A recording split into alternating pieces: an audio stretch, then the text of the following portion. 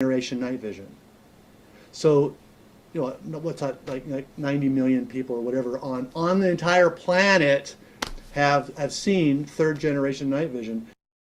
So how far can you see with those military goggles? It's scary. Okay, so we can see spacecraft 1,000 miles up. What? 1,000 miles up. Now we can see Andromeda. That's 2.5 million light years away. Okay, and these don't magnify. These goggles. Now we can see Andromeda, but they magnify light 1,000 times. So we are able to see spacecraft. I mean, you get used to it as it gets darker and darker. You start being able to see them higher and higher up. But you know, I identify all the satellites because satellites are in LEO and MEO. If they're out in geosync, 22,000 miles up, you can't see that, and you can't see them move against the stars anyway.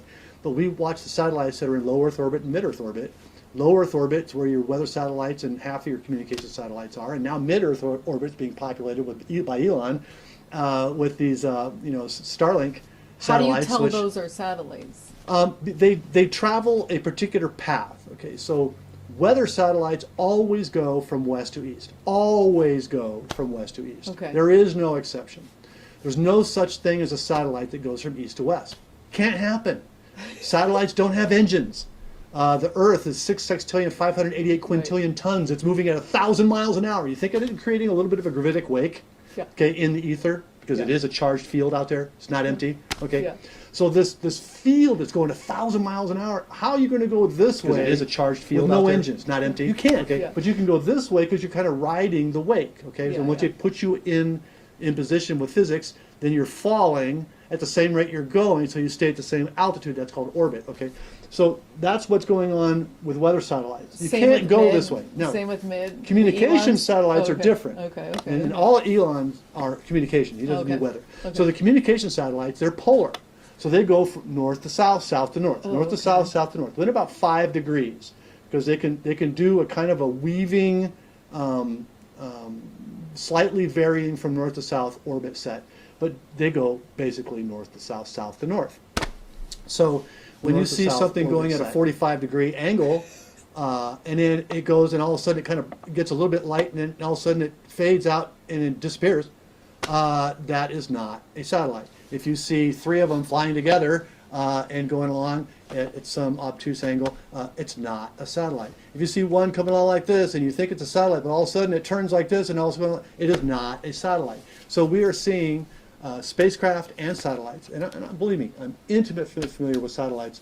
I've worked on, here's an example. I worked on a satellite system that if I tell you what it does and the name of the system, I might be guilty of going to Leavenworth. So I'm not going to tell you the name of the system. Okay. But this satellite string can read your brain cord. Now I don't mean your spinal cord. I mean the notes that are put out by your brain are unique, Zenka. Your chord that you sing from your brain is different from mine, and it's uniquely identifiable. Yeah. So all you have to do is go outside one time with one object that identifies you. Yeah, like your phone. Like your phone, okay? And now your chord has been recorded with your identity. Now, you can go outside anywhere without your phone, and if they want to, they can know who you are. Yeah. Now, here's a kicker. But this is going to kind of blow some minds a little bit. See how Zenka and me are pretty close together right now? Yeah. There's no way that satellite can tell your chord from my chord, because we're too close together. Oh, cool. We just Do walked you down the want street to guess? Like You want to guess how far apart we have to be separately identifiable? Hint. Yeah. 6 feet. 6 feet. Okay. So now you know why they were pushing that 6-foot thing. And for those who say, it has to do with communicability, wrong. Doctor, I'm going to tell you, there's one repeatable study on human communicability. And it established that the distance that we have to be no danger of being incommunicable disease from each other is 38 feet. 6 feet does nothing. Okay? So there was another reason for it. I knew, because I already knew that fact ahead of time. As soon as they said 6 feet, I went, what the? Oh, because I remembered my own, the satellite system that I worked on. So, anyways, And it's also, I think, our energetic field. Like my toroidal field goes out 6 feet. But so, Well, and you that's true guys, too, by the but way, in this other interview that we least- just were teasing out that on your show, Michael talks about why it's how these degrees, when you get multiple people together to do intentions, it magnifies. But we're going to hold that thought because I want to keep going on this tour thing. heavy math. Right. Okay. So yeah, he's like super mathematician. Love it. Love it. Love it. Okay. So wait, let's go back to this tour thing. So they go to your tour and they're seeing with these crazy, like thousands of dollars worth of goggles. Yeah. They're seeing all these craft and then what happens? Like. Well, then it clicks. We're not alone. But then I say, wait a minute. These aren't ET craft. These are our spacecraft, and we're seeing 100 in an hour over just Sedona. This is happening 24 hours a day, planet-wide. Okay, we have over 1,200 ships in our Space Force fleet. 900 of them flying constantly. The other 300 are for maintenance and rotation and emergency purposes. We have shuttle ships going back and forth to the 7 space stations that you probably don't know about. We have the black triangles, the TR-3Bs, now at 3rd generation, which are effectively faster than light. Notice I said effectively faster than light, FTL, and that's because we're bending time-space so much with our gravitic plasma modulation that we're able to traverse the time-space faster than a photon. Amazing. So we're actually going to other stars in our local star cluster.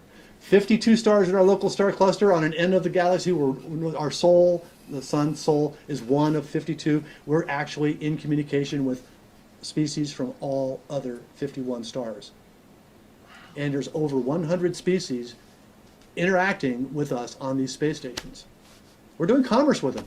We're like the local China of the local star cluster because the humans are so good at making, inventing, adapting.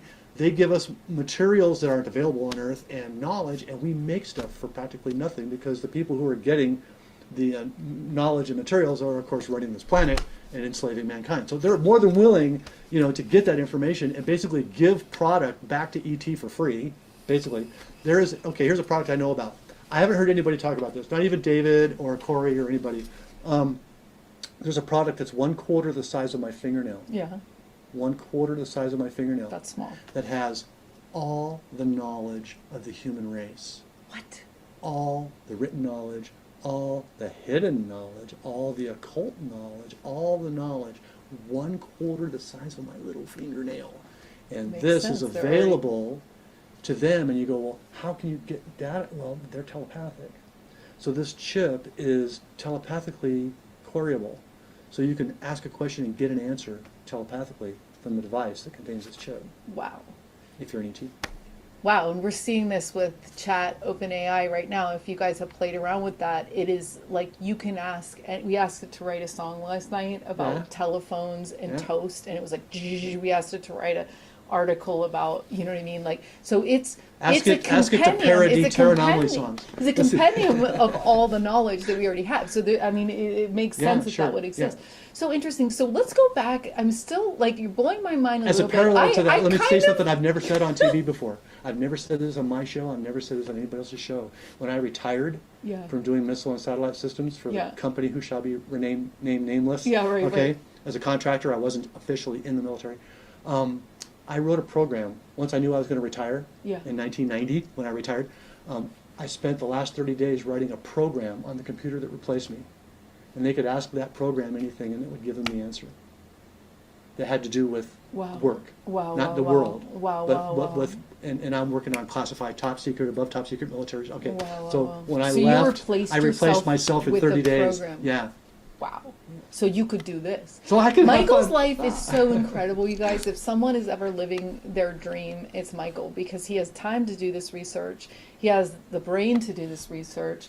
You also channel a lot of information, and you're creating a massive amount of media on TruthOnTV. You're interviewing people. You're playing music. You're raising a kid, like all this cool stuff. But anyway, so I want to just say that, like, it was like a mic drop moment for me, like about, I don't know, 4 months ago when someone was like, oh yeah, there is crafts well, another person, yeah, a couple people have said this where they're like, yeah, the governments are building crafts with the ETs, like as a collaboration type of thing in terms of like, oh yeah, you guys teach us how to do this, we're doing this. So that's like it might be pretty shocking for you guys, and it's still shocking for me to think about that actually happening. Let me say, only about 30% of the interaction is on those terms. What do you mean? Okay? There's 40% of the interaction where we're just outright stealing the stuff from them when we've been told not to. Oh. There's 30% where we start to get involved with it and get over our heads, and it has to be taken away because we're still children. Right. To some of the species. Right. So there's about 30% of it that is where we're in collaboration and working. Yeah. Interesting. And of course, this goes way back to the 1950s when Valiant Thor visited the Pentagon and told the Pentagon, you've got to stop using nukes. And if you'll stop using nukes, we'll bring to you all the solutions to your health, your wealth, your well-being, your food, your everything. We can bring the solutions to all that stuff if we just get rid of the nukes. And they wouldn't get rid of the nukes. And a friend of mine named Craig Campobasso wrote a movie called Stranger at the Pentagon that's all about Valiant Thor at the Pentagon. And by the way, I sing the theme in that song. It's called Stranger at the Pentagon. Cool. Well, so then I have heard you hearing in conversations at different conferences and stuff, you saying that sometimes you'll see an exotic craft. Right. So what is that? It's An exotic is something that's non-Terran to me. Non-Earth based. Right. Non-Terran. This planet is called Terra. Up in space, it's Terra. There's no China, America, Russia up there in the forces. It's Terra Defense Forces is what it's called, and they're up there defending Terra, Earth. That's the name of there's Gaia and Earth and all these, but officially in the planetary organization, this is Terra. Terra, or Sol 3, but Terra. Sol 3, yeah, because the sun is Sol and we're the third planet. Oh. So it's Sol 3 or Terra. Yeah. If you're intimately familiar with the people on the planet itself. Yeah. If you're looking at it strictly as a scientific reference, then it's Sol 3. Yeah. Okay, so the triangle crafts are Terra based, but then the exotics, what are the exotics? Exotics are those that aren't from here. And the last exotic, by the way, we used to see exotics in 2018 when I started doing tours. We were seeing exotics roughly every 30 days. Once every From 30 a ball days. of light to an unusual craft doing an unusual thing. I even saw one do the zigzag thing once. Now, it's like, why? There's no reason. There's no economic, business, purposeful reason to do that, except to show off. Show off. Yeah, so right. it had to have been That's a good showing reason. off. I mean, so it wasn't ours. Okay. So there's exotics I've seen, and the last one I saw was about 5 to 6 months ago now. Okay. Yeah. Used to be about every 30 days. Yeah. Now it's 5 to 6 months ago, and I saw two craft follow each other off to the east. And we're up on the airport, and so we're looking off the end of the runway, kind of thing. And this first craft went kind of moved a little bit from my right to my left, and then went away from me. And when it went away from me, it looked like it had wings kind of coming out like this and came down, like wings that came out like down. You couldn't really see a body; it was just like wings that came down, and it was moving away. And I hit it with my pointer device, because I'm not allowed to say laser.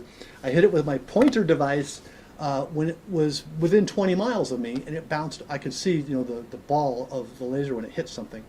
So I could, that slight expansion, you could see a higher reflection. So anyways, I saw the laser hit the object, but just a few seconds later, I swept again and tried to hit it again, and it was further away than what the laser could hit. So it moved away beyond 20 miles of me, within, of course, I can't say if it was 18, 19, 15, 14. I can't say how close it was, just within 20 and then not within 20. That's the best I can do scientifically. Then, roughly 6, 7 seconds later, this other craft came around and did for the same thing, and forgot, I cannot tell you, it looked like a cobweb or something. It was just a strange, nondescript shape, and I can't figure out to this day what it, and I have a photographic memory, so I know exactly, I could draw it, I know exactly, but it looked like a cobweb thing, and it followed the same path and left. Not ours. I'm screaming exotic, and 9 people on the tour are all going, exotic, exotic, because they were all talking about it, for who knows how long, to their children and grandchildren. Because when people see, something like this for the first time, it really is a opener to let them know that it can happen. If it can happen, guess what? You can do it. It's like nobody ran under a 4-minute mile, right? Yeah. Until finally, what's his name? That I can't even remember now. Ran into the 4-minute mile, and We then talk about this all the time. everybody's running Yeah, the we talk 4-minute about mile. this You know, all the time. it's like Yeah. you can't do cold fusion.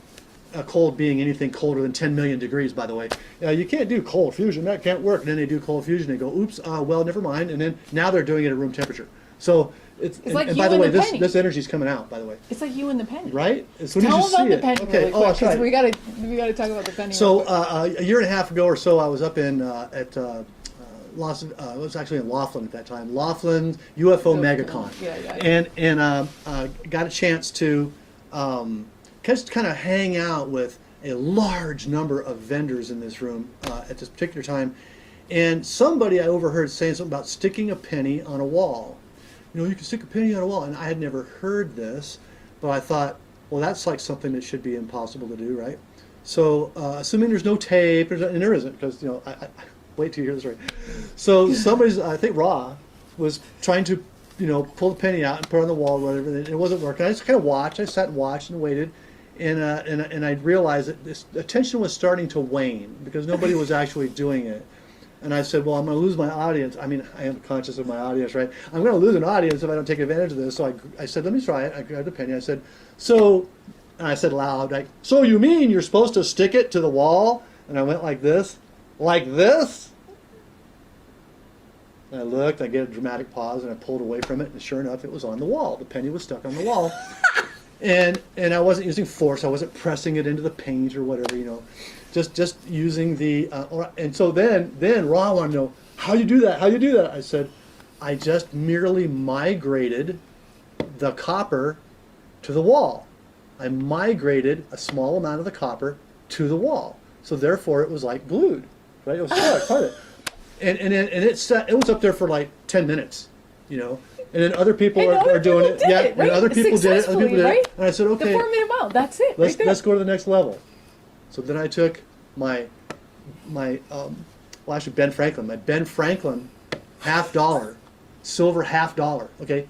Not a penny, a freaking $50. It weighs a lot more, right? And I said, well, this should stick to the wall too, right? And I put it up against the wall. I said, can you believe this? And then I pulled my finger away, and it was still on the wall for roughly 15 seconds.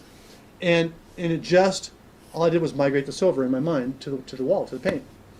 And all of a sudden, everybody's doing this, okay? Not with the $50, although Rod was successful at making a $50 stick for a while. So once you, and this is the thing, this is what I tell people on my tour, and I hope that I'm imparting this into your brain forever to be changed, okay? Good. Not believe. Believe has the word lie right in the middle. You have to know. Because when you know, you can't unknow. Okay? Someone could twist your belief and then you don't believe the same. But when you know you can put that penny on a wall and you've done it and if 20 people have seen it, it's like, no way anybody's going to walk up to you and say, you can't do that and get away with it, right? You go, hell, lay your 20 out, let's go, come on, I'll show you. And then they'll do it. See, then they'll be showing their friends with it. It's all about busting open the lie that is the containment that we've been put into our whole lives from the time we were little children. Yeah. You know? Yeah.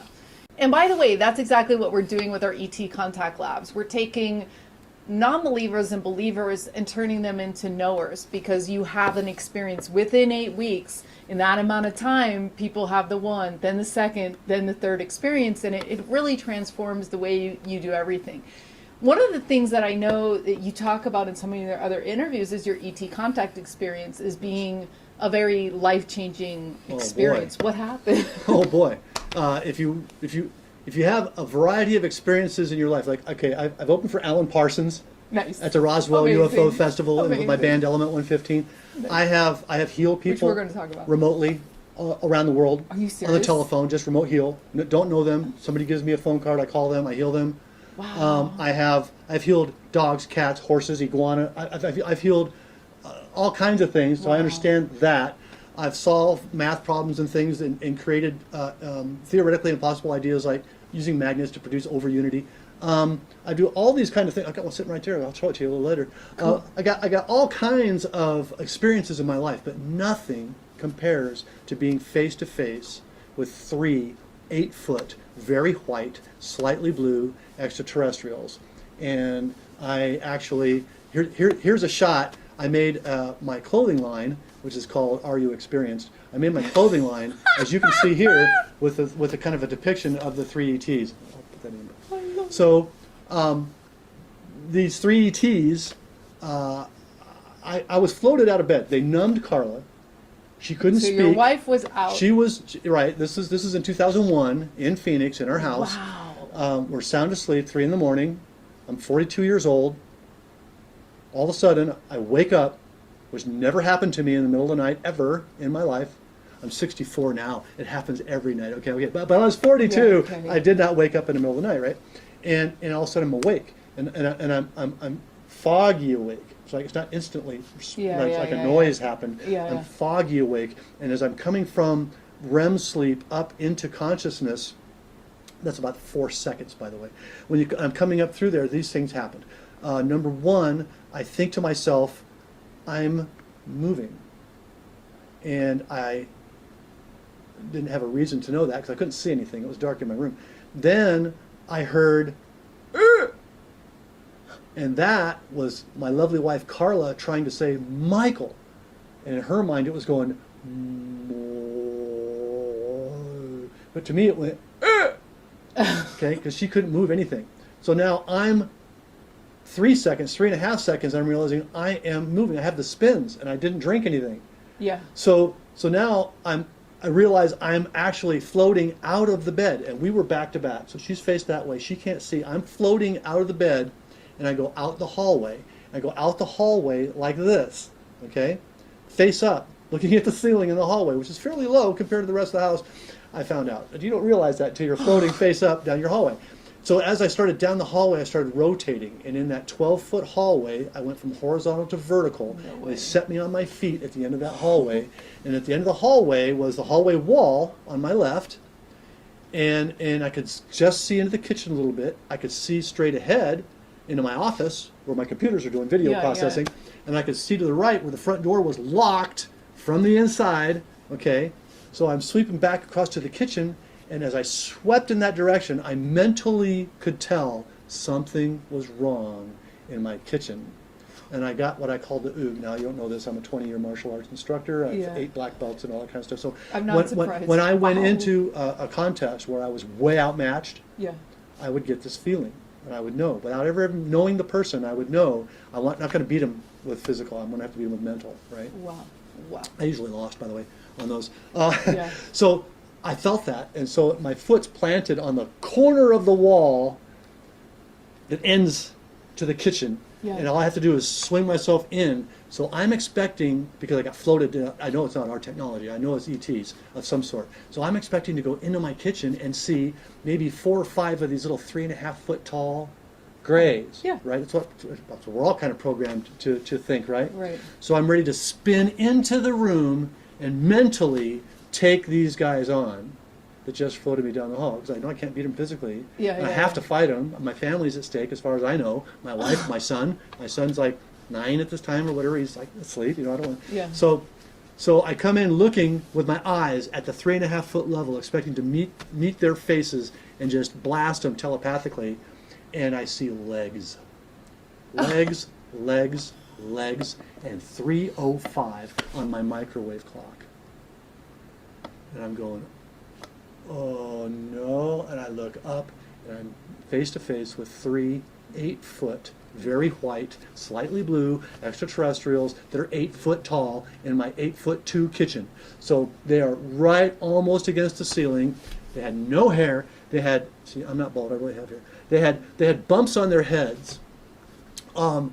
That were non-collinear. Like reptiles have like collinear bumps. These are non-collinear. They were like random, like somebody played whack-a-mole with a hammer on their heads. It's like these bumps. They were everywhere from like this to like this, and there's just like bumps on their heads. They didn't have any hair. Their eyes were about, if you scaled me to 8 feet, their eyes would have been about 30% larger than mine. Their nose was half the size of mine. Their mouth was half the size of mine, and never moved. I couldn't see anything of an ear, but their cranial area of the skull came up slightly more than ours does before it hits the jawline. The jaw to neck was roughly the same. They weren't pencil necks like you see on the grays or whatever.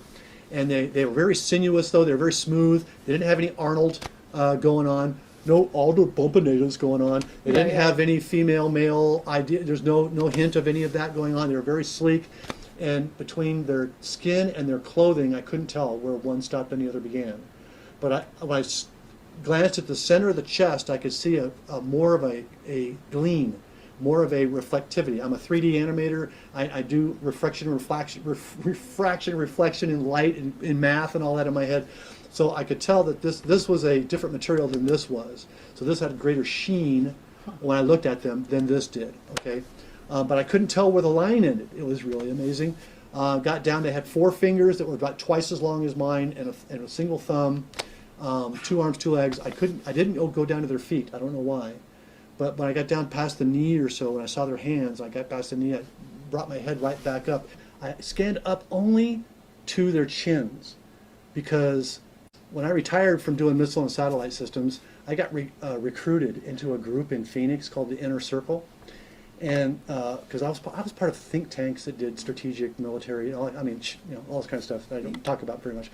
Yeah. But they knew about me and they recruited me. And this Inner Circle group had 15 people until they recruited Carla and me, which was the final, which made 17. Interesting. 17. Okay, so now there's 17 people in the Inner Circle, and when we came in and met, a couple of the group had already met ETs in things in their lives, and they said, whenever you meet an ET, don't stare in its eyes.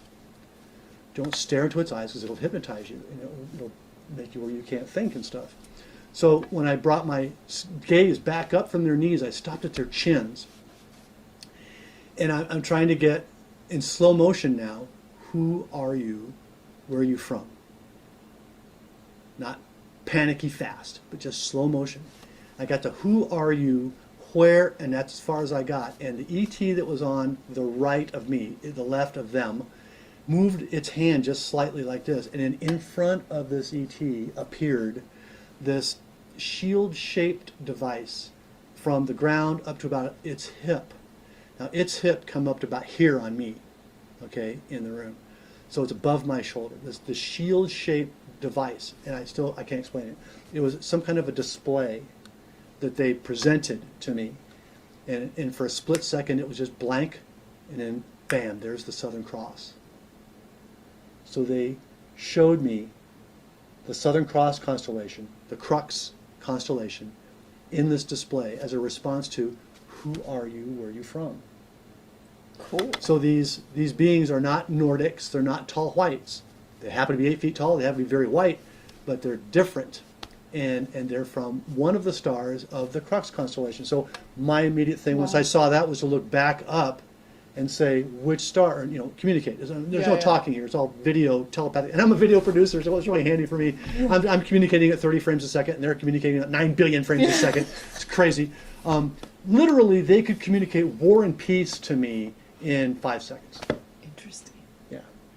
Interesting. The amount of information they transfer. Yeah, and so I'm going like, Dick and Jane go up, up, up to them as I'm throwing out as big a concept as I possibly can, and then they go, bam, and it's like war and peace. So I got downloaded so much information, but I also feel that I got downloaded like the key to go into the stream and specifically pick an answer to a question. Because, I go around the country answering any question on any topic. Okay, there's 2 exceptions on the topics. Number 1, it can't be a personal human's history question. Not allowed. Even if I know it, I'm not allowed. Personal human history, don't do that. Second, language. They don't do language. So a language question, I can't answer. How do you say this? And I had somebody say, how do you say this in Sanskrit? Oh, right. It's like, how do you say, and it came So back, in the sorry, can't do example that. for the personal, so this is so crazy. Oh, personal human history. So What it's was like my example. mom doing in June Right, of, okay. it's something Interesting. I'm not allowed, yeah. So that's what you were saying before. So this is amazing. So you left this ET contact experience with an extra ability, and the extra ability was to be able to answer any question. And I also had all kinds of abilities, but they came out at 100 times level from what it Wow. was before. Wow. And what do you think happened? So they just They let me know where the stream entry is. They let me know where the diving board is to the pool. They let me know where the key to the door. They let me, metaphor it however you want. They gave me the ability to get the information. And how do you do that? I asked a question. In my head, I asked a question. So if they ask the question, here's how it happens on the tour. I have a question. I'm ready for your question. Go ahead. So, Ask me something. what are the Andromedans here to do? Okay, Andromedans are not here. Andromedans are projected. Cool. Okay, so just so you know, so Andromedans are fifth density beings. They're just energy. Some of them can slow down, like the Cruxians did for me. They're fifth. They're really fifth. They walked. By the way, I didn't mention at the end of the interaction, the Cruxians they walked across my kitchen and walked through my curtain, glass, double pane wall because they're taller than the doors. Just walked right through it as if it wasn't even there. Didn't bother. Didn't muss it. Didn't move the curtain. And then about 2 minutes later, I found myself back in bed. Wow, remembering everything. Not remembering everything. The next morning, all I could remember was this phrase. This phrase, are you ready? Yeah. This is going to blow your mind. Ready? This is the only phrase I could remember. Now imagine it's the next morning. You're at the kitchen table with your wife. You don't want to mention what happened. Neither one of you wants to mention what happened, but you both want each other to know what happened. Okay, so it's like, right. Hey, honey, how was your night? Did you sleep well? You know, it's like this kind of game was going on. Finally, I can't believe what all this happened. So the only thing she said, what did they tell you? What did they tell you? Right? Of course she's going to say that, right? So what I said was, well, honey, you're sitting down. Okay. Here's what they said. They wanted me to know that they really appreciate my sense of humor. What? Oh, it's like I thought I was going to get a fork thrown at me. No, by now you've probably realized my sense of humor. So it's like this was really strange, but that's all I could remember. So then, after 2 days, I start remembering details, and then more details, and more details. But I got to tell you, 10 years, was it 10 years? No, 20. So I was doing a tour in, must have been about 2020. About 2020, before I was at the airport. I was at the other end of town. And I was doing this tour, and on the tour, I was telling the story about, and the only thing I could remember was they said, we really appreciate your sense of humor. And I said that out loud, and all of a sudden, bam, I got an unroll. That's what I call it when all of a sudden a new piece of memory comes out. I never knew, from 2001, so it's 19 years later, I never knew why they said that they appreciated my sense of humor. I don't remember doing stand-up, okay? And yet, but I did, okay, so here's the thing. So I'm telling the people that on the tour, I call my peeps, I'm telling the peeps on the tour, you know, that they said that they really appreciate my sense, and I went, I fell against my space book, I go, whoa, all of a sudden, I said, I just got the rest of the story, you guys are going to believe this. And this is the first time, I think I've said this on the air. So the concept goes along like this. They're communicating to me, finishing up this download thing, and I said, I have a question. Actually, I'm telepathically communicating. I have a question. And what came back from them was, it better be a good question. Now, mind you, I got my bachelor's degree in computer science, straight A's in 17 months. Okay, so it's like, I'm usually not the dummy in the room. Okay, not the smartest guy on the planet, not the dummy in the room. Except in this case, I was a dummy by orders of magnitude in the room. Okay, and so when I came back with, I have a question, they came back with, it better be a good question. In other words, don't waste our time, you petulant child, right? Yeah. And so that's when I transmitted back to them, photographic memory, the scene in Monty Python and the Holy Grail, where the troll asks the king, what's your favorite color? And so I transmitted that, and that's when they came back with, we want you to know that we really appreciate your sense of humor. Monty Python does it every time. Right? So that's the kind, and there was no change on their face. It's just that's what was communicated back telepathically. Wow. Okay, wait. So I have one more question, and then we have to talk about the band and Truth on TV. Sure. So my question is this: and this is like a practical question, useful question. So we've been doing these contact labs where it's 8 weeks, 8 to 12 people making contact, but now we have Altair from Japan. He's like, well, let's try it all 100 people at once.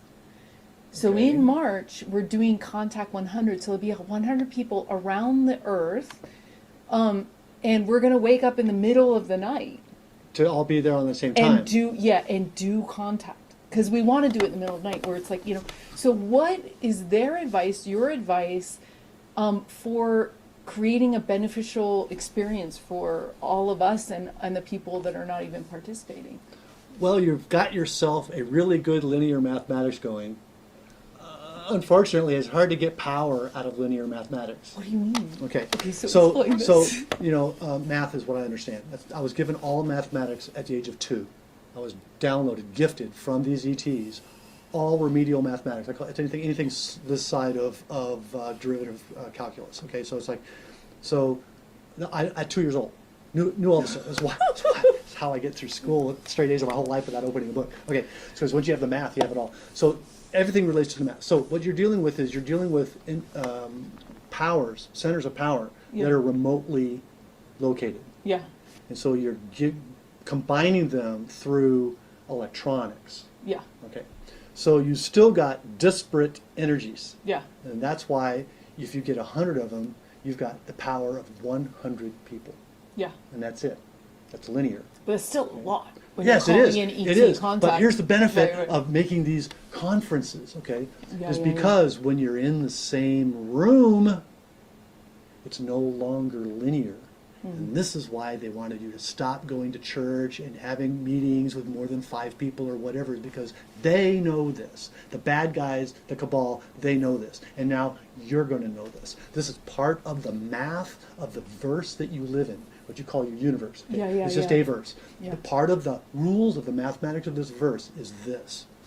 When you meet on electronics, you meet at a sum in a linear way. Yeah. So if you have 20 people online, that's a power of 20. Yeah. But here's the benefit of being in the same room, being within DNA contact with each other, okay? And that is this. The power changes from n to 2 to the n minus 1. 2 to the n minus 1, okay? So that means you are, with 100 people, if they're all in the same room, 2 to the 99th power of compared to 1 person. That's a lot. So that is why That is a these lot. crystal cathedral churches and all this kind of stuff, why they want to have all those be 501c3s so the government controls them and all that, is because the power that can be generated from even 50 people It's big. in one room, all in unison, all without fear, all in 100% focus, all seeing the same picture, feeling the same joy of all the manifesting process. That is the power of being one. So I applaud you, I laud you, and I applaud you to getting 100 disparate people around to even wake up and set their alarms and do this. That's amazing. Now, if each of those can have 5 people, then each of those isn't 1. Cool. Each of those is 2 to the 4th, Yeah. right? Yeah. Now you got 16 in each location. So that's what that's about. That's really interesting. So you guys, this month we're going to have Sky Arley doing an Om circle, which is five. It's before the Vedic, so 5,000 years ago. And he's like, Zenka, you have to have at least 3 people in your location, and we have to have at least 3 people in our location. And I was like, but there's going to be all these people on Zoom. And he's like, no. We can't. We're not allowed to do it with other people. Like, it has to be these masses of people. And I was like, okay, Now I'm you know going to why. get 9 people, hopefully 17 people together. So this is... 17, not a bad number. Maybe this will be how we do this, like, experience. Like, you pay for 1 ticket, and then you invite as many people as you want to your to your house, right? So absolutely. that's like, let's do In that. fact, Oh. you can share the cost. Yeah. You can share the effect. You can Yeah, yeah. multiply the effect Yeah. greatly. Okay, Oh, absolutely. okay, that's Yes. cool. Big groups.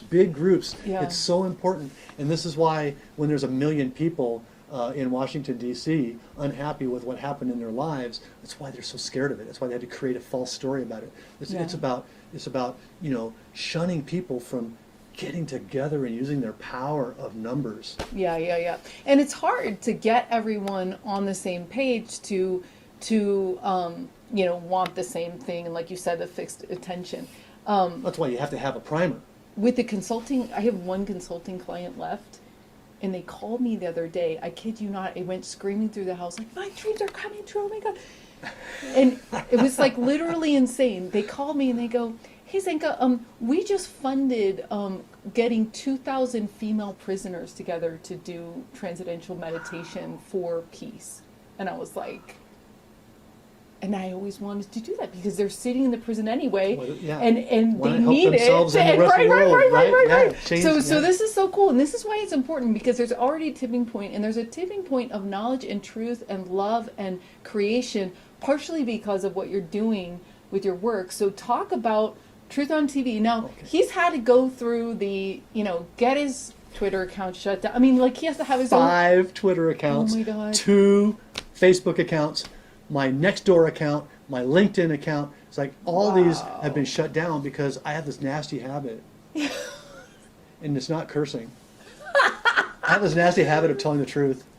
And that's problematic to these because they are all tied together and under control. This is why I had to not use YouTube or even Rumble or any of them because somebody else is in control of the server.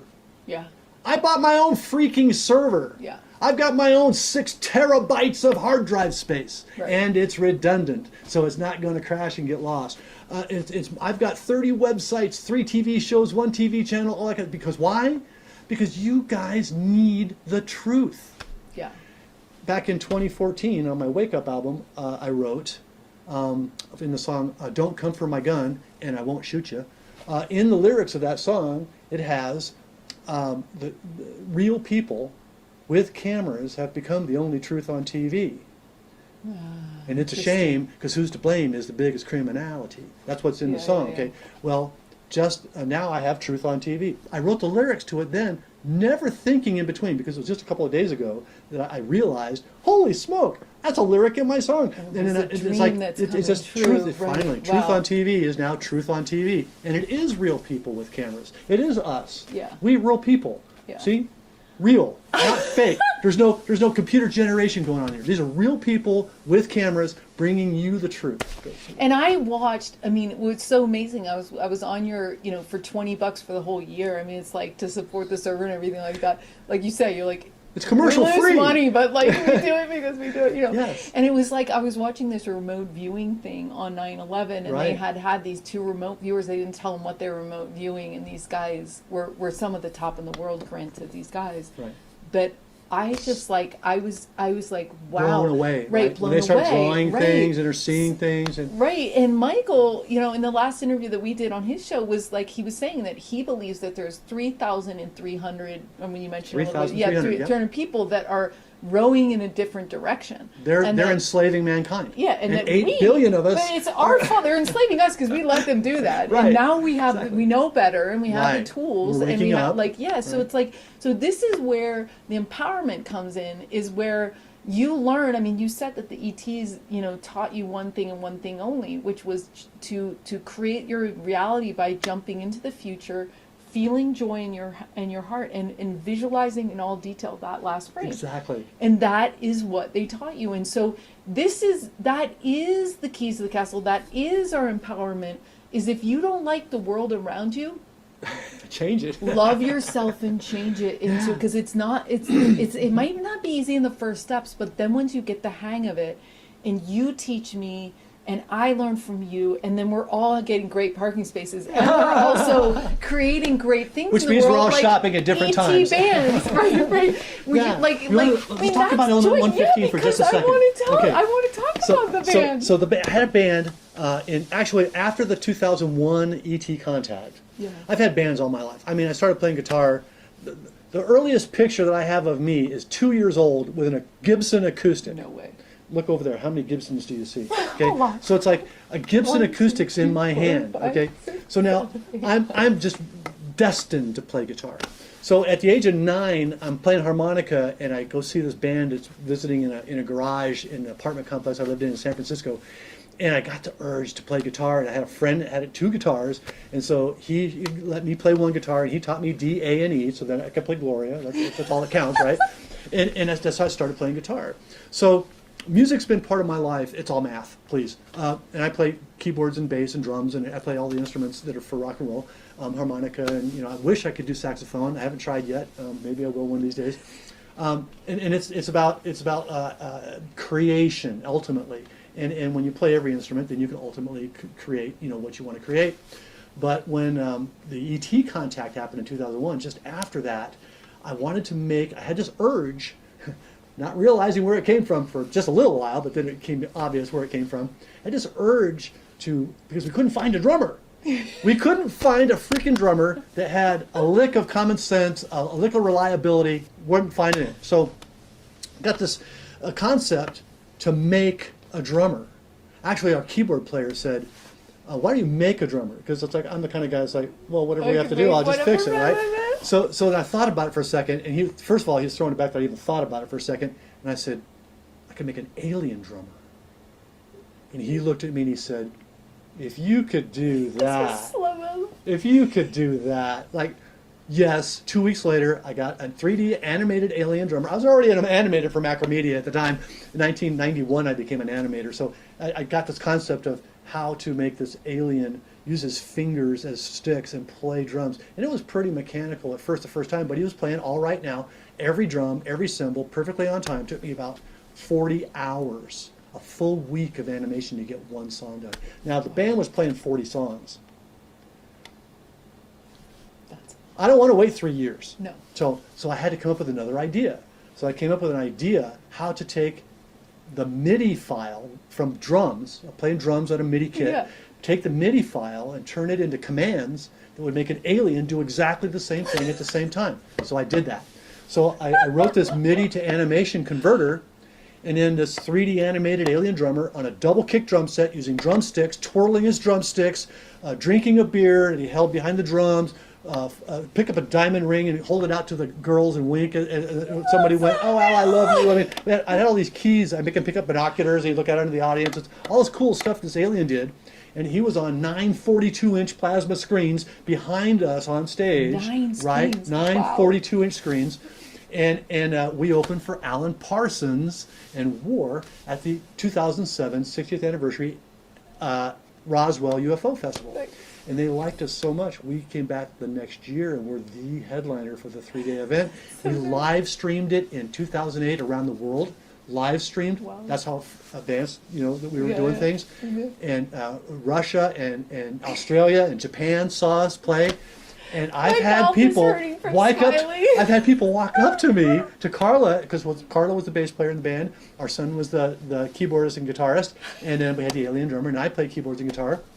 And so we've had people walk up to us and go, "Weren't you guys in that alien drum?" It's like, are you kidding me? 10 years later, you can reckon I'm not wearing like Element 115 regalia or whatever. What is Element 115? Element 115, interestingly, was what Bob Lazar found was driving the sport model, which is like a 15-foot diameter spacecraft with kind of small ETs in it.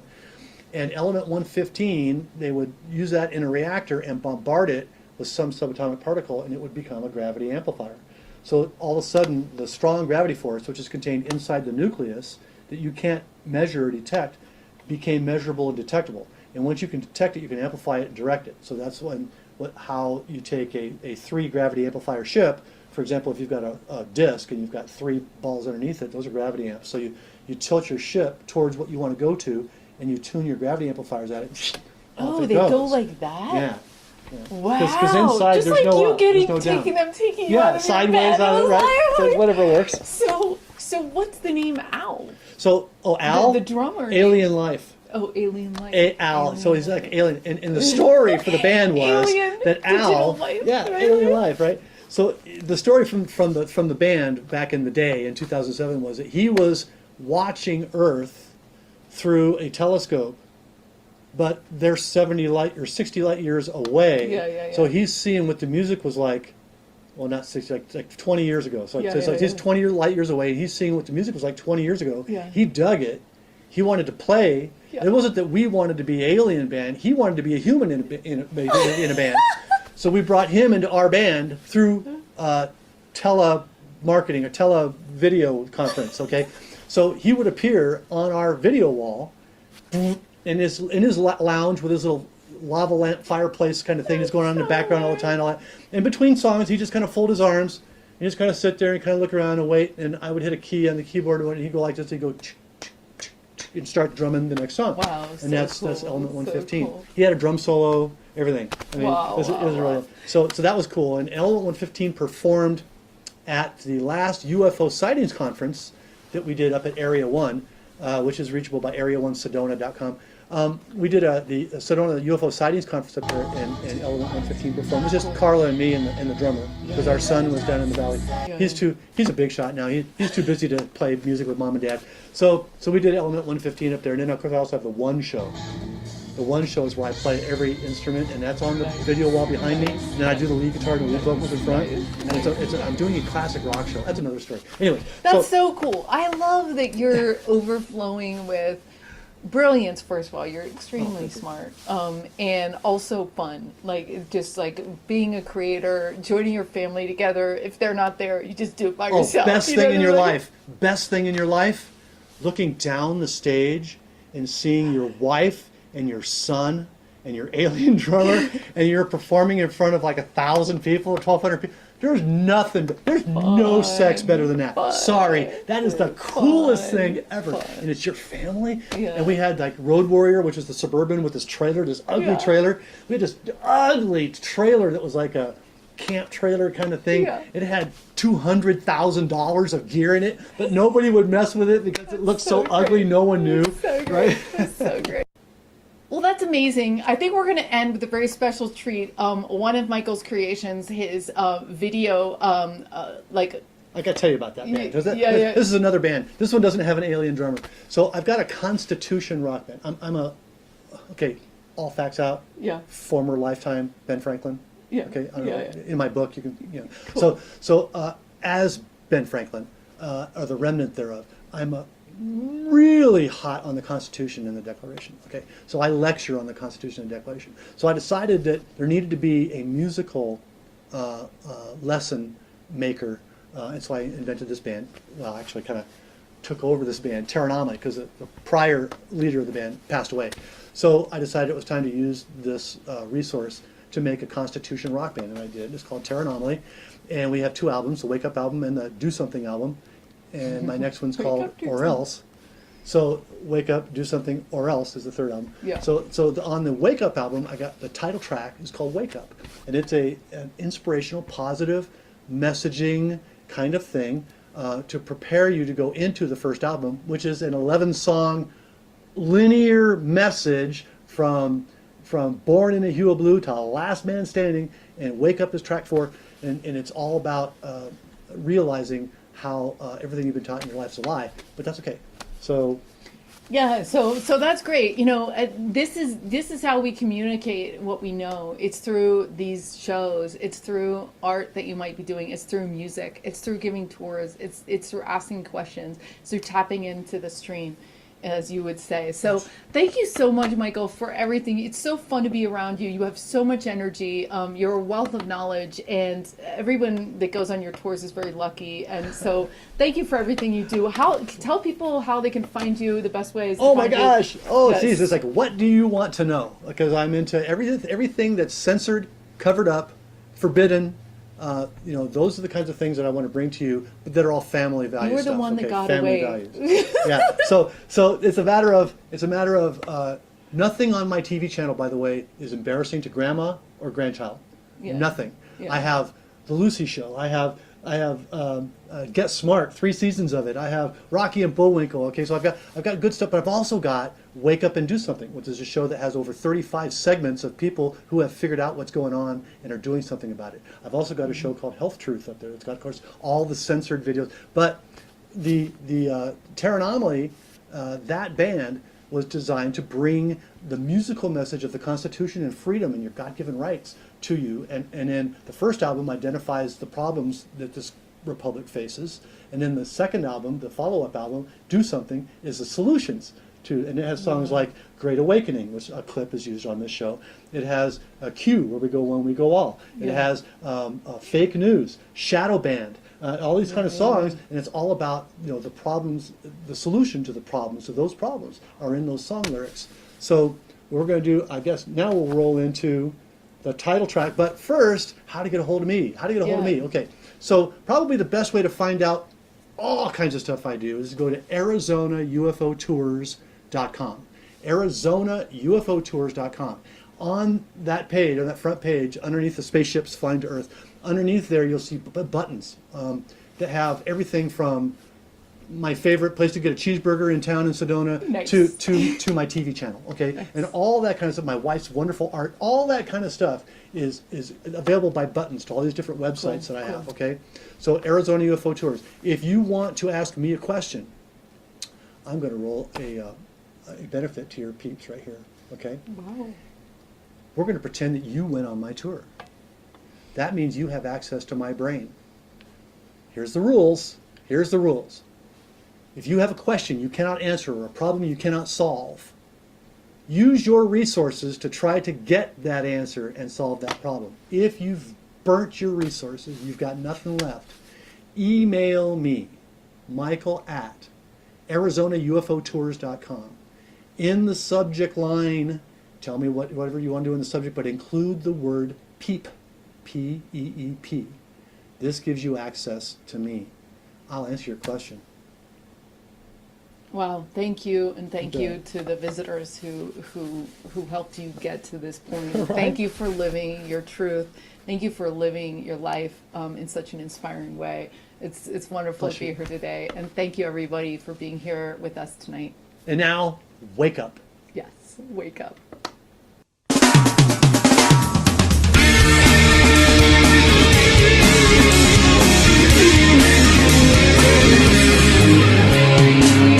Does it seem like you dream of paradise?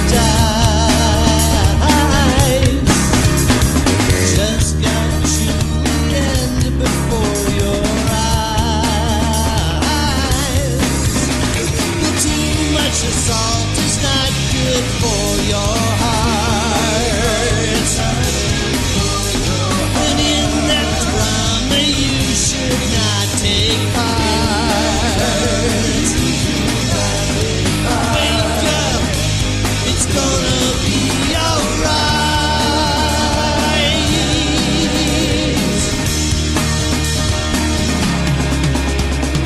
When it seems you cannot find the floor,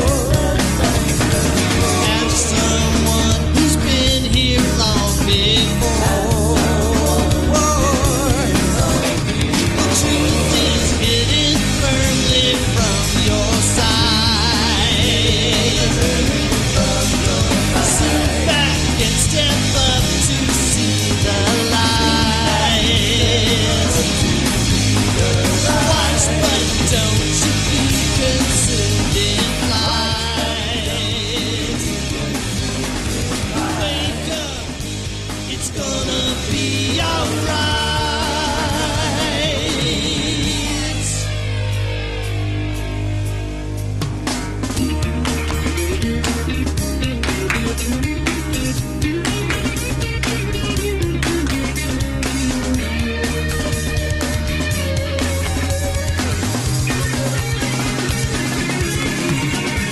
Truth is hidden firmly from your sight.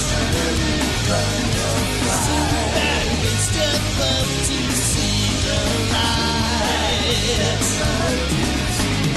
Watch, but don't you be consumed in flight.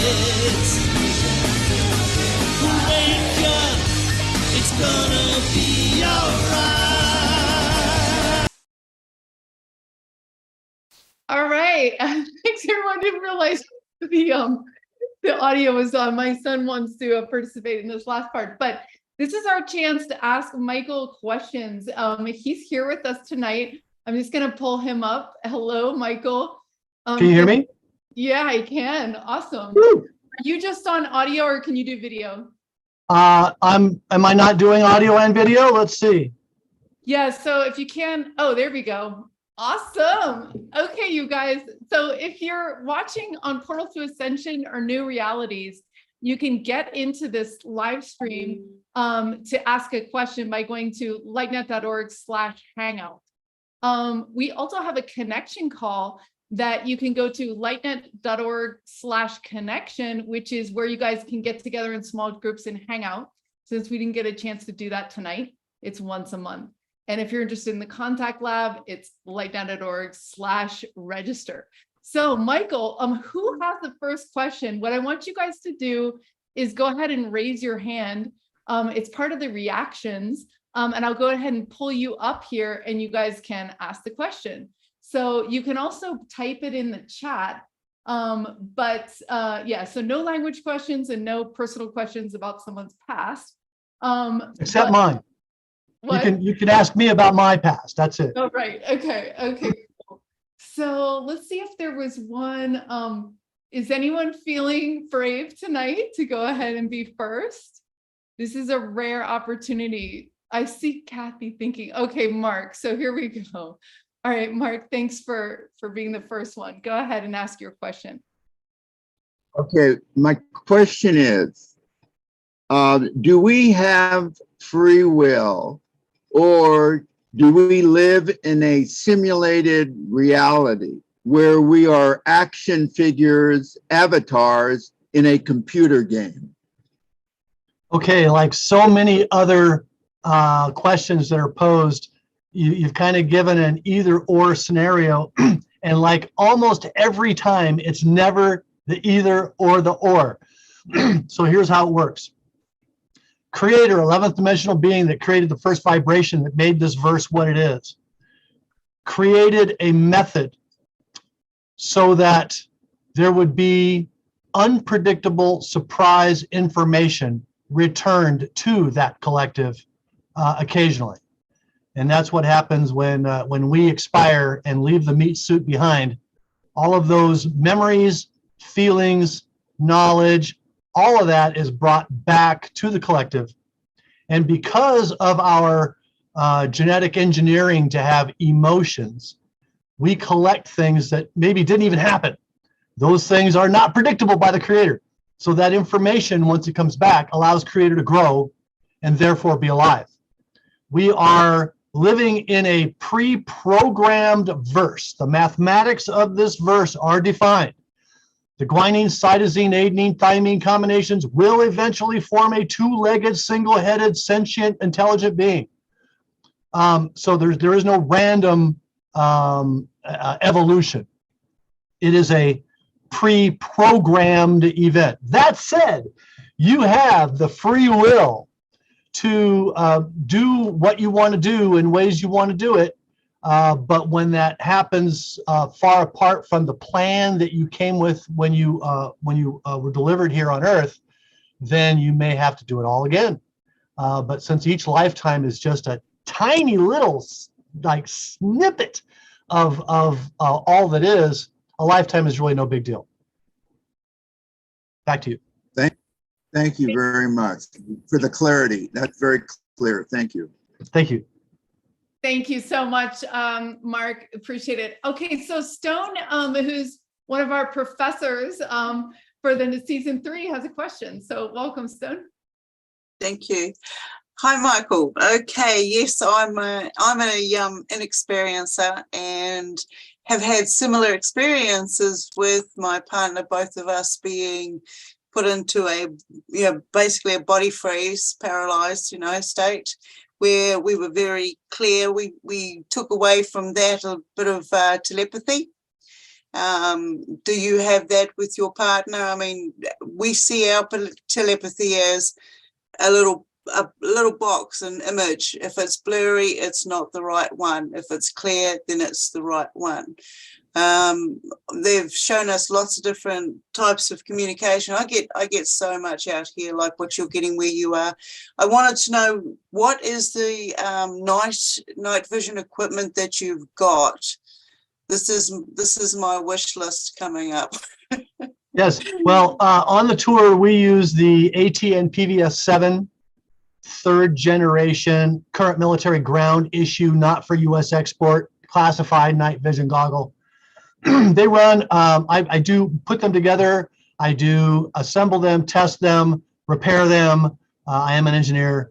So I do have them available for $3,400. They're going up soon. So if you want to get a set that is guaranteed for 120 days, which nobody does in the industry, then you can contact me by email. Again, my email, michael@arizonaUFOtours.com, is open for everybody here on this call to ask any question that they want of any kind. And if you're interested in getting a set of the goggles, like I said, they're going for $3,400 now. I'm raising the price to $3,900 soon. I don't know when, but they are true 3rd gen. They're very nice. Comes with a case, has a skull crusher, has a laser, has all kinds of fun stuff in the case. And the PVS-7 is what I believe is the best unit without going to $7,500 to $8,000. The PVS-14 dual tube unit is kind of nice, but for seeing spacecraft 1,000 miles up, all you're seeing is the glint anyway. So the best you can do for this price range is the PVS-7. You do have to live in the United States. You cannot take any part of it out of the United States. I do not ship to PO boxes, only to street addresses within the United States. Yeah, no, that's all right. I'm in New Zealand, so I wouldn't be able to get it anyway. The other question was, I'm having a lot of Stargate happenings out here, and I'm now seeing shots fired at both sides. Are you seeing this kind of thing in your airspace? Are you talking about satellite wars? Well, at this point, I've seen both. I've seen both satellites and ships doing it. I saw a ship shoot something one night, and I remember I've been doing this since 2018 up here, and I'm out every night it's clear. And so far, I've seen one ship shoot something. If it was traveling at 12 o'clock, it shot at 8 o'clock, and that speed that they shot at was going faster in that direction than the ship was in this direction. I didn't see it hit anything. I didn't see anything else move. I didn't see what it was shooting at. I have seen 2 satellites splashed now. Satellite wars are big, and as the Alliance has been taking over the space assets, sometimes you have attrition. Yes. All right, I'll leave it there for a moment, but I've got heaps I'd love to chat with you about. Thank you. Thank you. Thank you. Okay, Joy, you're next. Okay, go ahead.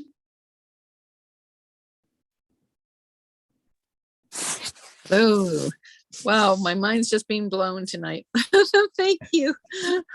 I especially, I guess, you know, the thing that you were talking about, the beliefs, right? And the lie that's in the belief, right? And how we move. I guess my question is, how much do we need to do the mental, like do the mindset stuff versus the actual energetic? Like, I'm starting to question if I used to think mindset was almost everything. And now I'm going like, wow, if you move the energy, it changes everything, changes the consciousness. And so I just wondered what you could help me with or to understand about that. Well, most people are trying to achieve the goal of manifesting the world they want to step into.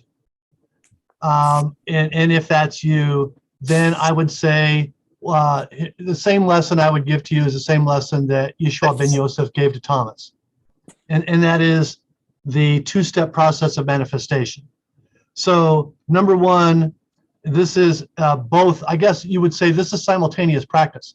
This is mind generation, but it's putting it directly into energy. So it's really a one thing, but it's 2 steps. And the 2 steps are this. Number one, see the final frame of the destination you're traveling.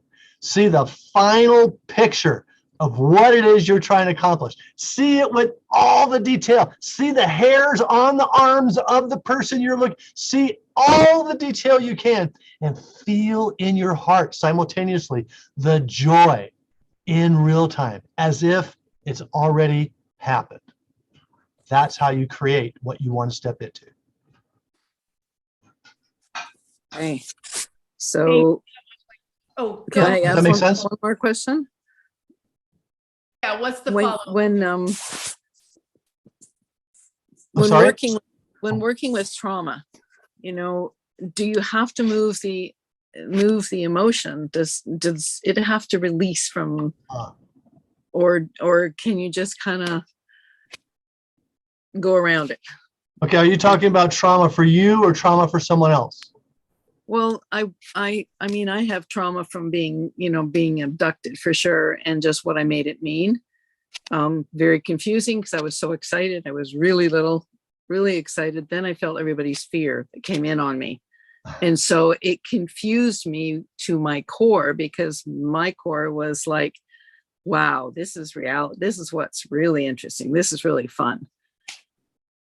So, but I see that with the people I work with, the trauma is like, you can't just work on it all your life. It's like, Well, the best way that I can help you help them is to have you communicate to them the understanding that the Matrix is a documentary, and the construct, that white room that's empty, the construct, once you can make and step into the construct, everything else can be created the way you want. But you can't get that pure white room if you're feeling fear. I train people days at a time on how to eliminate fear from your life, because fear is a great stopper of all mankind, right? So knowledge defeats fear. So the more knowledge you have, the less fear you can have. And so teaching others how to create that fear-free white room in the mind, that construct, that's the first step. Once they've got that, now it's like teaching someone how to make a brick. Once they know how to make a brick, they can make an outhouse, they can make a castle, they can make a cathedral. It's like, you have to know how to make that brick. And that is the absence of fear, and that is done in the construct. thank you. That's really helpful. Thank you. Yeah. Thank you. Thank you, Joy. We're looking forward to your class 2 in season 3. Susan, welcome. Welcome.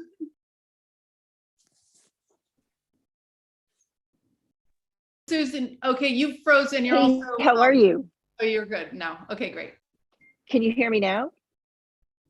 Yes, yes, perfect. Okay, great. So Michael, quick question. One, is it fair game to ask about my present? I'm sorry you broke up. Is it fair to ask about, and then I didn't get the rest?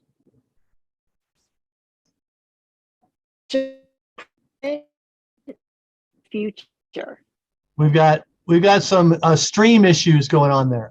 I'm not getting a clear question. Yeah, sorry. Maybe you can Okay. type it in because we can't hear you. It's like cutting out. So yeah, go ahead and type in. So You know, go ahead. Go ahead with your question. can you hear me now? Okay. Yes, Susan, go ahead. Okay, you can hear me. Great. I just got off and went to data. So is it fair game to ask about my present and my future? Oh, I see.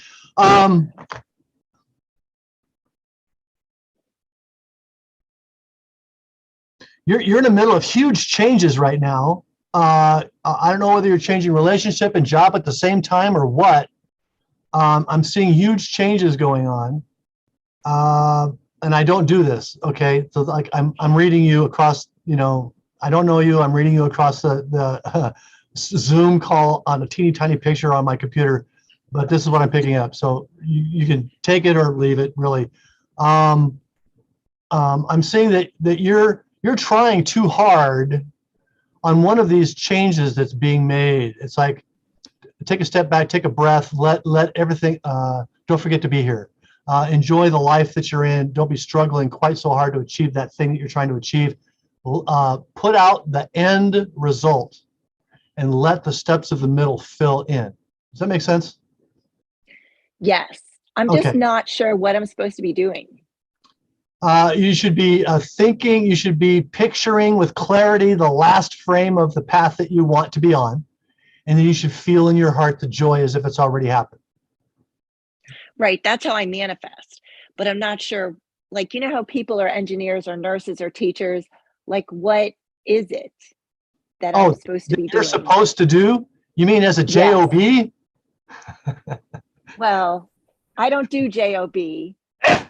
I Bingo, do exactly. transformation and change. It's crazy to have a job. You should do Right. whatever brings you the greatest joy. Like, what is that? What? And don't say it in case you don't want to give it away and have competition.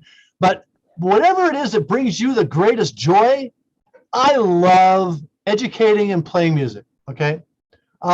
Every night I educate people on a tour. Every day I pick up guitars and play music. So that is feeding into, that's why this 64-year-old is so happy, energetic, and young. Okay. You have the same potential to achieve your greatest dream as I do or anybody.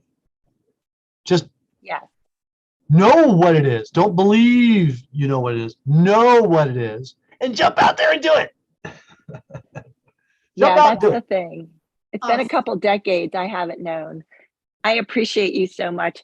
Hey, are you going to share with us like where the location to this door is, to this channel that you have to know the answers, and how we get in? Where the door to my channel is? Yeah, to where you go to like get this information. You said it was downloaded to you. Oh, okay. So a lot of the information that was downloaded to me was basically everything that there is. So when I get a question from somebody who I've never met before on a topic that I'm not an expert in, once the question goes in, the answer comes out. I don't even know I know the answer half the time. Now, I do have a photographic memory. I have seen books. I've seen the encyclopedia. I do have a lot of data in there.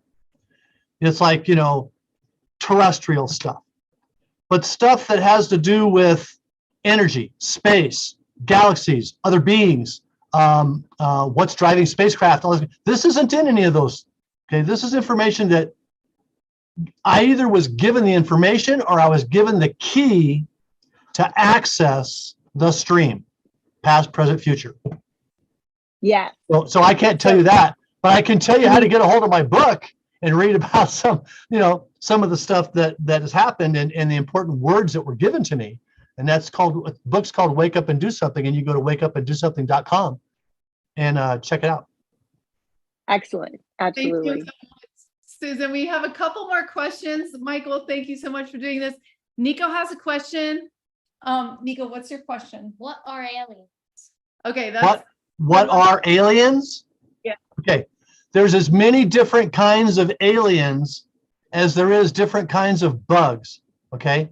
So aliens are life forms that weren't born or created on Earth. And when we talk about aliens in our conferences and things, it's usually intelligent, sentient, thinking, smart aliens, not something that just crawls on the ground looking for food. Okay.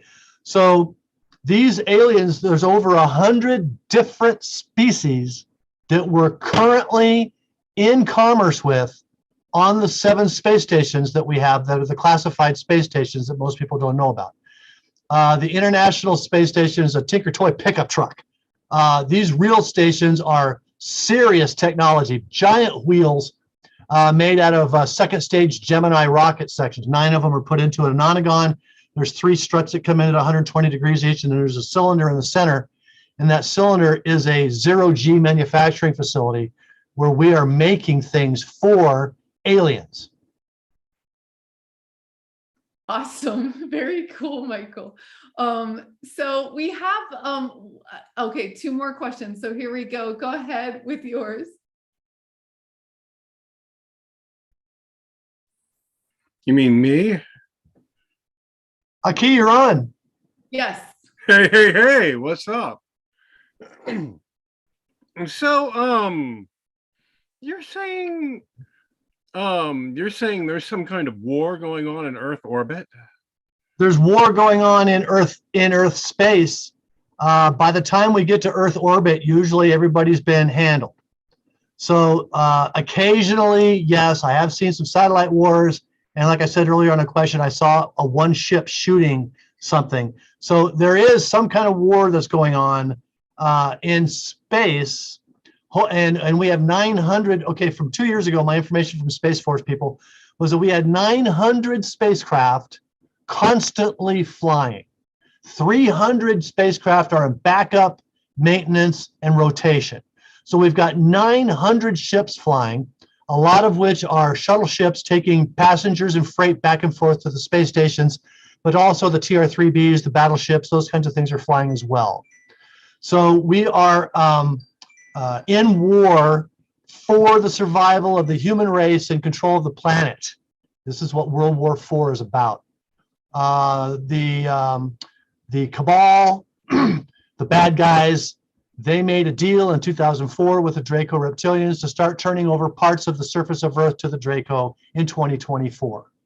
They're behind schedule. They planned on killing half of humanity by then.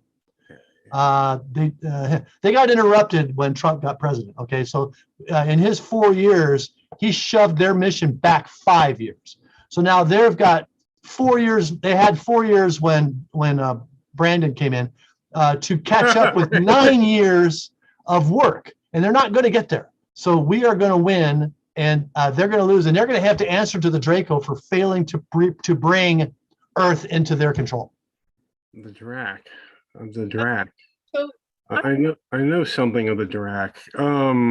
Looks like you got the blues there, Avi. Well, Aki. Aki, but Aki. How involved are Pleiadians in that? Okay, Pleiadians are involved in both sides of the battle. There are Pleiadians who are on the side of the Alliance, and there's Pleiadians on the side of the Cabal. There are Draco on the side of the Alliance and Draco on the side of the Cabal.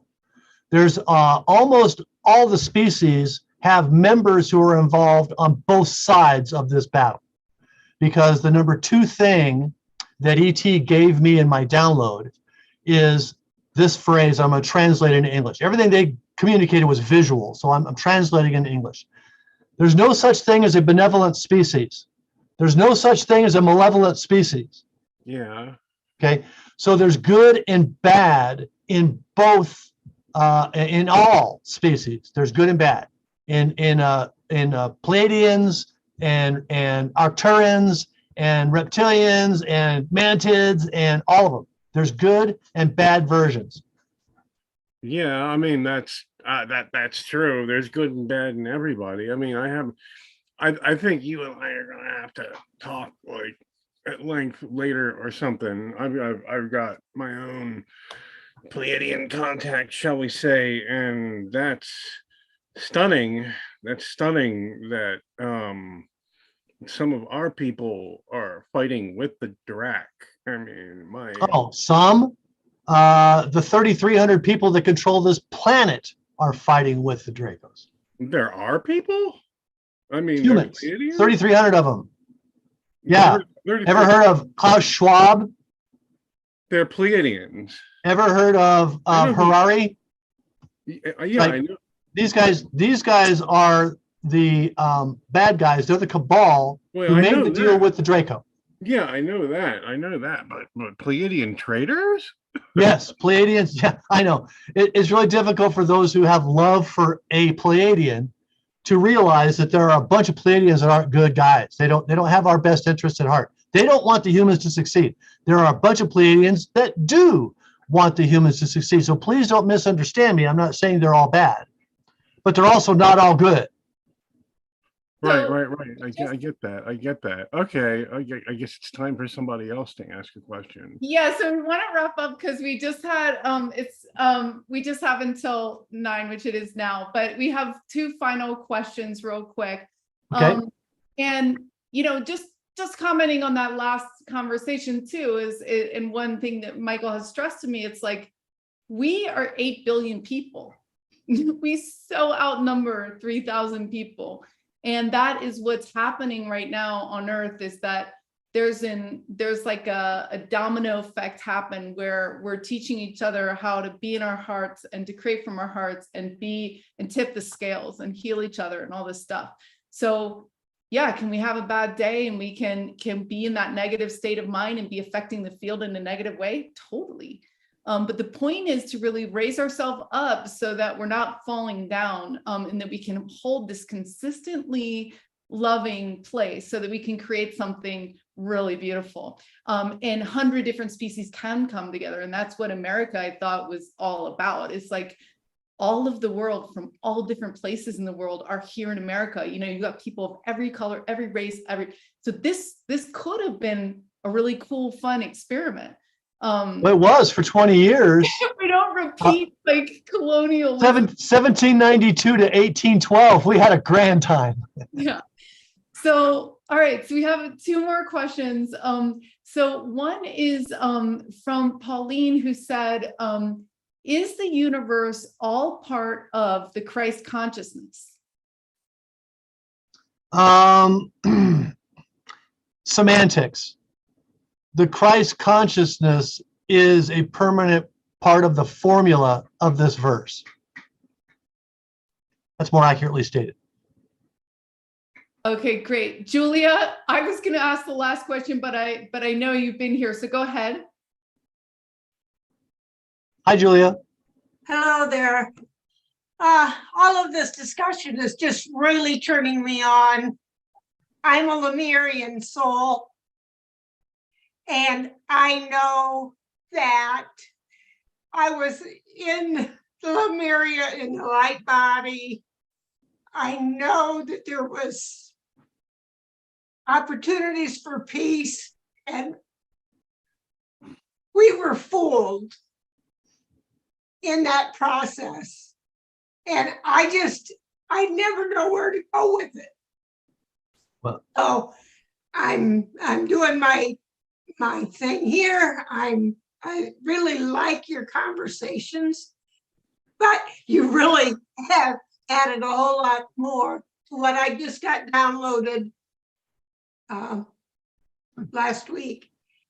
But I get my downloads different than what I hear these things going. So my question is it possible I really am who I think I am? It is not only possible, it is probable. And you're remembering the arrival, but you still have a lot more to remember yet. You still got hundreds and hundreds of lives that you can remember if you want to, because you are already at a place where you know of your Lemurian existence.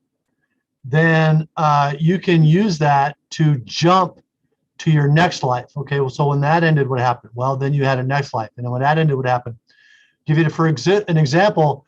I was Ben Franklin, and in between Ben Franklin and now, I was born in 1860 as a black girl on the northern border of Georgia, southern border of Tennessee. And the War of Northern Aggression came in and killed me and my family and my farm, burnt us all, burnt everything. Just torched all the humans, all the animals, all everything. I'm not big on the Civil War. It wasn't very civil for me.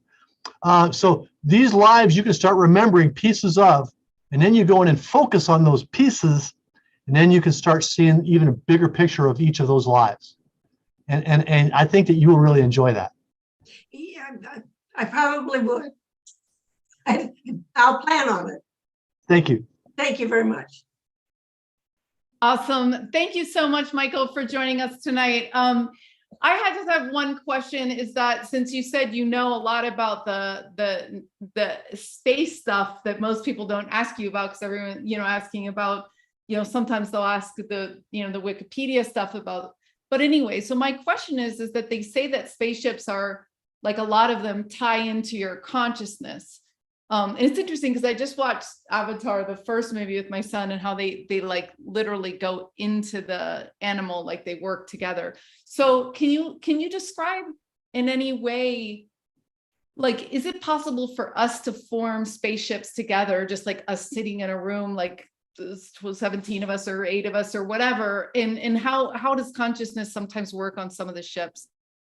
Okay, so you're kind of blending between the physical and the energetic. So let me just say that to have 8 people sit in a room and then telepathically transport, that's energetic. To have 8 people in a room using Kesha's engineering plans to build a spaceship and go out into space with their physical bodies, you can do that too. All the technology for space travel is available if you know where to look. And you can build your own spaceship from Kesha's plans, from Kesha, engineer from Iran. And if you think Iran is backwards, you don't know Iran.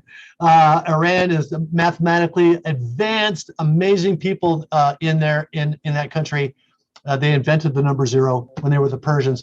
Iran is a real hotbed of information because there's also secret underground classified stuff that's been found under Iran and Afghanistan that is ancient knowledge. And some of that is leaked out a little bit. And that's what Kesh is doing, is bringing some of this formerly hidden knowledge to you, the individual. So it is not simple and it is not easy, but it is doable. And if you want to do it energetically, of course, then you're talking about astral travel. And that is, I think, something for another topic. Okay, great. That's great. You know, just as a side note, we have interviewed Nikolai, who has been to the Keshe Foundation recently. And you can listen to the Keshe, spelled Keshe, Keshe Foundation. You can listen to them on Wednesday night. We used to stay up at midnight and start to listen to them, where they do live broadcasts, and they have sent all of the governments in the whole world pen drives with the information on how to do this. So they're really trying to do things differently, and we applaud them for that. So thank you so much, Michael, for being here. Really appreciate it. Any closing words that you have for everybody tonight? Sure. Just earlier, I mentioned the number 2 thing that the ET download gave to me, and that's about there's no such thing as a benevolent species, no such thing as a malevolent species. The number 1 piece of information they gave me was part of an answer to a question that I had for them after I got the download. I asked them about why laboratory Earth, I guess is how it would translate into English. And I got a huge response back that was probably 70,000 pages of information. So a little piece of that that's at the peak of it, I want to give you. And that is this: the reason for life, the reason for the human race, the reason you're here. Do for others. That's it. Do for others. Don't be a politician and do to others, right? And then run. No, do for others, for the animals, for the plants, for the rocks, for the ether, for the consciousness. Do for others. That means your heart's in the right place, and then you're contributing. So much, Michael. Yeah, that's once you kick into that, it's like this never ending thing, because yeah, it's a joy loop that happens. That's a caring, it's a loving loop that happens. So thanks for kicking that off in the world. Thanks for being who you are. We appreciate you guys. Like I said, on Saturday, you can join us. If you're a LightNet member, it's only $8 a month. We're going to have kickoff of our breakthrough coaching. This is so you can have a coach by your side that's going to teach you how to get out of your own way, get out of your fears. And he's going to be doing that 3 times a month for the LightNet members. So we'd love to have you join. We also have a free connection call for anybody to join, lightnet.org/connection, where you can be in small groups and talk to everyone. I'm going to close by playing out a new documentary that we made that didn't play in the beginning because we had some technical difficulties. But I'll go ahead and play that, and then we'll see you guys on Saturday. Thank you so much, Michael. Have a great night, everyone.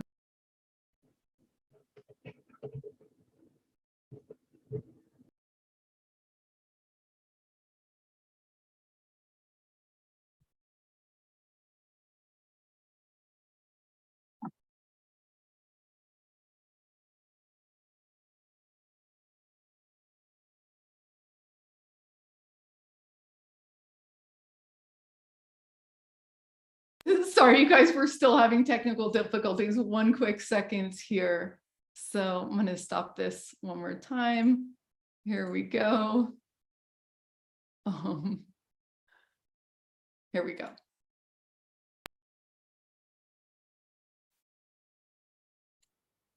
If there's one thing I hope for you in 2023, it's that you understand your true sense of self and you deepen your self-awareness so that you can step into the joy of self-acceptance.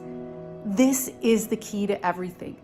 When you step into forgiveness and awareness, you can create anything in the world. We have forgotten how powerful we are, and our energy gets tangled up in so many things. When you love yourself and you understand your true mission, there is nothing more incredible and joyful. This is the magic carpet ride everyone talks about, and we want you to step into these synchronicities. And I want to I'm so proud of everybody who did their transmissions today.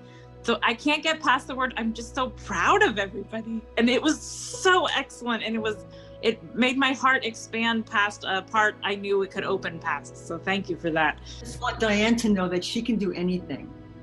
Like she can do anything. And it's right on the tip of her tongue. It's right there, Diane. It's right there for you. That you just unlocked something huge for me. Thank you so much. Thank you so much. That's been trapped for a long time.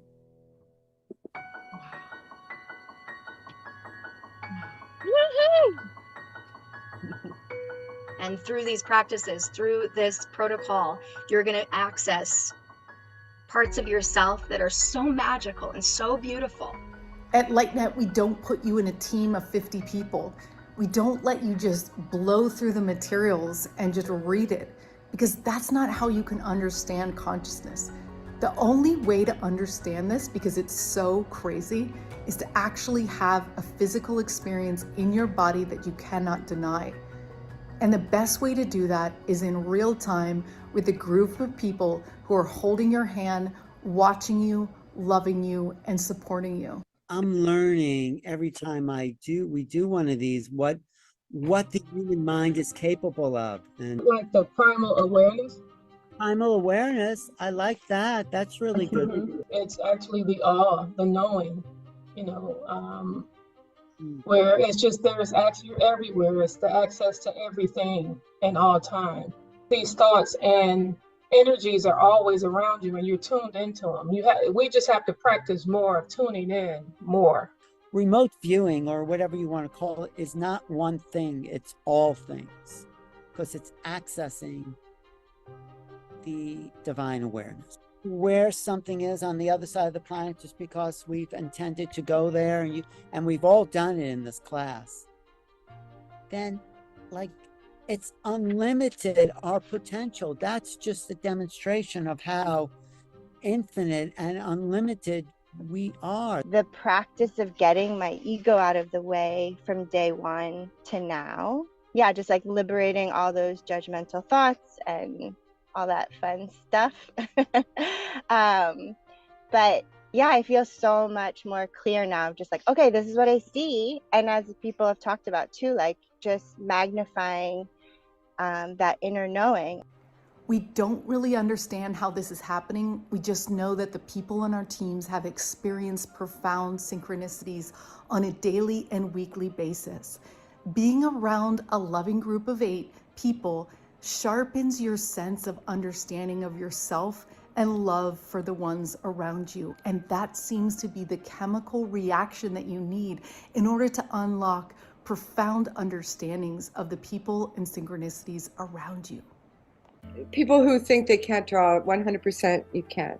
100%. And I'll show We are you. in this playful, participatory state. We are actually magnifying things that we want to us. And so the name of the game is, how do you keep yourself in the high vibes? Everything is frequency. Everything is vibration. So learning tools that you can modulate your frequency and your vibration, you really have access, the keys to the castle.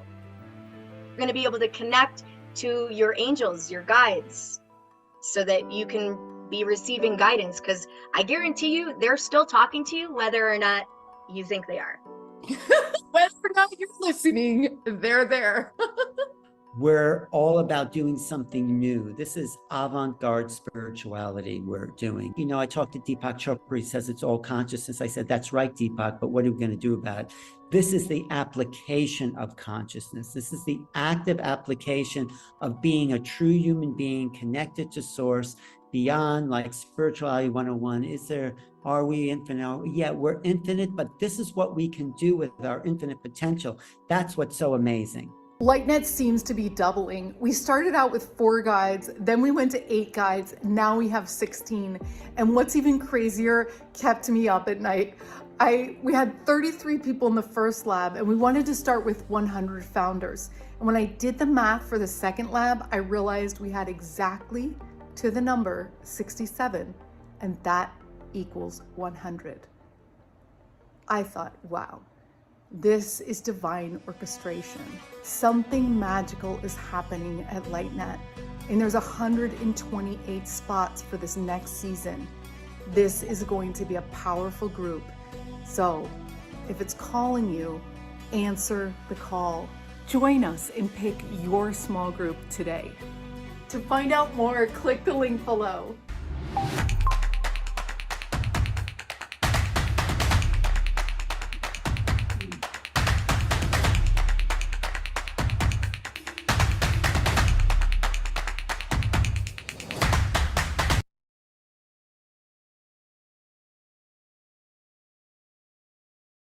Thanks again, everyone. Have a wonderful night. We'll see you soon.